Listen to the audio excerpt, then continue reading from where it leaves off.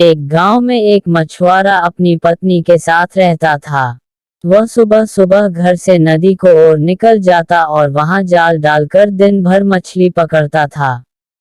शाम तक जितनी मछली पकड़ पाता, उसे बेचकर जो पैसे मिलते उन पैसों से अपना घर चलाता था।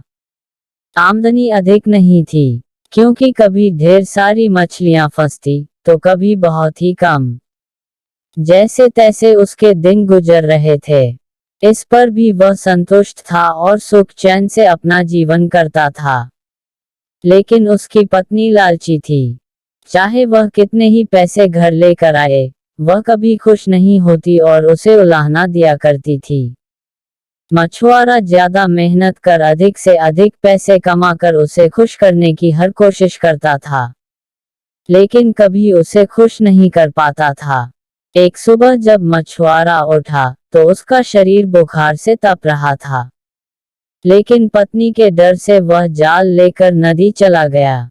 कुछ देर वह नदी में जाल डाले बैठा रहा, लेकिन एक भी मछली जाल में नहीं फंसी।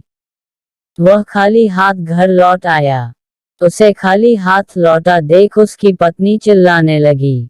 उसने उसे समझाने की कोशिश की कि आज उसकी तबीयत ठीक नहीं है, लेकिन वह नहीं मानी और मजबूरन मछुआरे को फिर से मछली पकड़ने जाना पड़ा। बुखार से तपता हुआ वह नदी में जाल डालकर बैठ गया।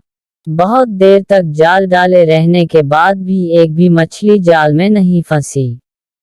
वह निराश होकर लौटने का मन बनाने लगा कि तभी उसे जाल कुछ भारी सा प्रतीत हुआ। वह खुश हो गया कि शायद कोई बड़ी मछली फंस गई है। उसने जल्दी जल्दी जाल खींचा। जाल में एक सुनहरी मछली फंसी हुई थी।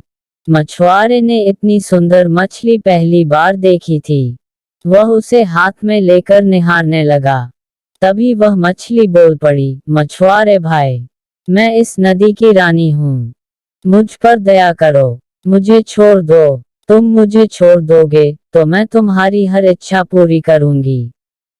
मछुआरे को मछली पर दया आ गई। उसने वापस नदी के पानी में छोड़ दिया और घर वापस आ गया। घर में पत्नी ने उसे फिर खाली हाथ लौटा देख उत्पात मचा दिया।